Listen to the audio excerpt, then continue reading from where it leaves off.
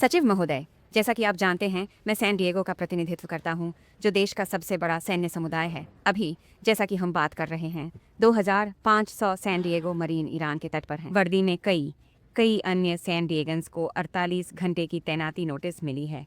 इसलिए ईरान में यह युद्ध मेरे लिए या मेरे घटकों के लिए सैद्धांतिक नहीं है, यह बेहद व्यक्तिगत है। जैसा कि आप यह भी जानते हैं, ईस्टर रविवार को राष्ट्रपति ट्रंप ने ईरान के पुलों और बिजली संयंत्रों को नष्ट करने की धमकी दी, लिखते हुए उद्धरण, सीधे कमबख्त खोलो पागल कमीनों, या तुम नरक में रह जाओगे। बस देखो, और 2 दिन बाद राष्ट्रपति ट्रंप ने लिखा, उद्धरण, एक पूरी सभ्यता आज रात मर जाएगी, जिसे फिर कभी वापस नहीं लाया जाएगा। मैं नहीं चाहता कि ऐसा हो, लेकिन शायद ऐसा होगा। मेरे कार्यालय के फोन हुक बंद हो रहे हैं। मैंने राष्ट्रपति की मानसिक फिटनेस के बारे में चिंतित कई सैन्य परिवारों से सुना है, और क्या वह हमारे कमांडर इन चीफ के रूप में सेवा करने के लिए उपयुक्त हैं, यह देखते हुए कि वह अपने प्रियजनों को नुकसान के रास्ते में भेज हमारे सैनिक, जिन्होंने अविश्वसनीय बहादुरी और सामरिक दक्षता दिखाई है, वे यह जानने के हकदार हैं कि उनके नेता केंद्रित और स्थिर हैं। इसलिए सचिव महोदय, आप राष्ट्रपति के साथ बहुत कुछ और यह मुझे हमारे राष्ट्रपति के बारे में पूछने के लिए भी दुख होता है, लेकिन मेरे घटकों का जीवन दांव पर है। क्या आप मानते हैं कि राष्ट्रपति मानसिक रूप से पर्याप्त रूप से स्थिर हैं? क्या आपने 4 साल तक जो बिडेन से एक ही सवाल पूछा? श्री सचिव, जो बिडेन राष्ट्रपति नहीं हैं, श्री ट्रंप 1.5 साल से राष्ट्रपति हैं, और मैं आपसे सही पूछ रहा हूँ। और मैं उस स्तर की निंदा से भी नहीं जुड़ूंगा जो आप कमांडर इन चीफ पर डाल रहे हैं, जो वास्तव में सचिव महोदय, बिडेन राष्ट्रपति नहीं है। पीढ़ियों में हमारे पास सबसे तेज, सबसे व्यावहारिक कमांडर इन चीफ हैं, और आप तुलना करना चाहते हैं। मेरा मतलब है, आप यह सवाल तब पूछना चाहते हैं जब आपने और आपके साथी डेमोक्रेट्स ने जो बिडेन का बचाव किया, जो मुश्किल से बोल सकते थे। और पता नहीं यह सप्ताह का कौन सा दिन था? आप जानते हैं, जैसा कि आप जानते हैं, कब सचिव महोदय, मैं अपन समय बहुत बहुत धन्यवाद। यह एक महिला का समय इसे पुनः प्राप्त किया। इसलिए जैसा कि श्री जिमेनेज ने कहा, हमें नेताओं को उनके शब्द पर लेना चाहिए।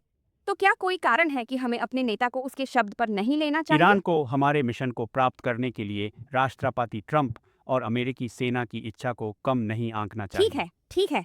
मैं चाहता हूं कि आप जानें कि यह कोई पक्षपातपूर्ण बात नहीं है। वास्तव में कई डेमोक्रेट के पास है, कई रिपब्लिकन के पास ये समान प्रश्न है। मार्जोरी टेलर ग्रीन ने कहा कि वह नियंत्रण से बाहर है और वह पागल हो गया है। कैंडेस ओवेंस ने कहा कि 25वें संशोधन को लागू करने की जरूरत है। मेगन केली, टकर कार्लसन, जिनके साथ वह काम करते थे, एलेक्स जोन्स, स्टेफनी ग्रिशम, सूची आगे बढ़ सकती है।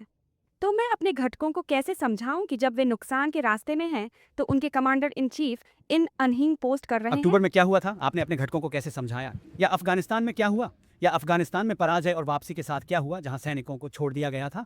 आपने जो बिडेन के नेतृत्व को यह कैसे समझाया? आपने उन नौसैनिकों को यह कैसे समझाया जिन्हें पदक नहीं मिला? हमने अफगानिस्तान में उस विनाशकारी पतन के कारण उनके पदकों को बहाल किया। क्या आपने अपने घटकों को यह समझाया जब जो बिडेन पहिया पर सो रहे थे और उनके पास एक एवल रक्षा सचिव, मुझे नहीं लगता कि आपने किया इस अगली पोस्ट के बारे में। कैसे मैं इस अगली पोस्ट को अपने घटकों को कैसे समझा सकता हूँ? मैं यहूदी हूँ, इसलिए यह वास्तव में मुझे परेशान नहीं करता है, लेकिन मेरी समझ यह है कि यह कई ईसाइयों के लिए काफी अपमानजनक है। तो आप इस पोस्ट को कैसे समझाते हैं? मैं यहाँ पोस्ट की व्याख्या करने के लिए नहीं हूँ। हमारे पास एक अविश्वसनीय कमांडर इन चीफ है जो हमारे सैनिकों को पहले रखता है। मैं यहाँ हमारे सैनिकों के बारे में बजट सुनने के लिए आया हूँ। यह लगभग है, राष्ट्रपति ट्रंप विश्व स्तरीय तरीके से ऐसा कर रहे हैं। यह हमारे सैनिकों के बारे में है। यह इस बारे में है कि हमारे सैनिकों की कमान कौन संभाल रहा है, और क्या हमारे सैनिकों को भरोसा हो सकता है कि उन्हें अच्छी रणनीति के तहत नुकसान के रास्ते में भेजा जा रहा है। हमारे कमांडर इन चीफ की मानसिक स्थिरता हमारे सैनिकों के लिए बहुत महत्वपूर्ण है। यह इस देश के लिए बहुत महत्वपूर्ण है। यह नहीं जो था। बिडेन के दौरान आपके लिए महत्वपूर्ण मैं आपको याद दिलाऊंगा कि जब चिंताएं थी तो डेमोक्रेट एक साथ आए थे, और वह राष्ट्रपति पद के लिए हमारे उम्मीदवार नहीं थे।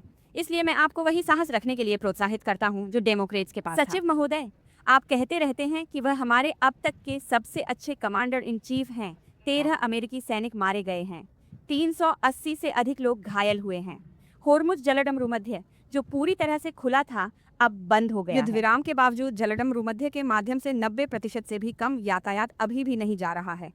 ईरानी शासन अभी भी सत्ता में है, इसमें अभी भी परमाणु सामग्री है। युद्ध से अमेरिकियों को अरबों डॉलर का नुकसान हो रहा है। और सचिव महोदय, अगर आपको लगता है कि जीत ऐसी ही होती है, तो शायद हमें आपकी मानसिक स्थिरता पर सवाल उठाना चाहिए। हो सकता है कि आप इस विफलता के लिए जिम्मेदार हों, और राष्ट्रपति को आपको बदलने के बारे में सोचना चाहिए। सभापति महोदय, मैं बोलने का अवसर देता हूँ।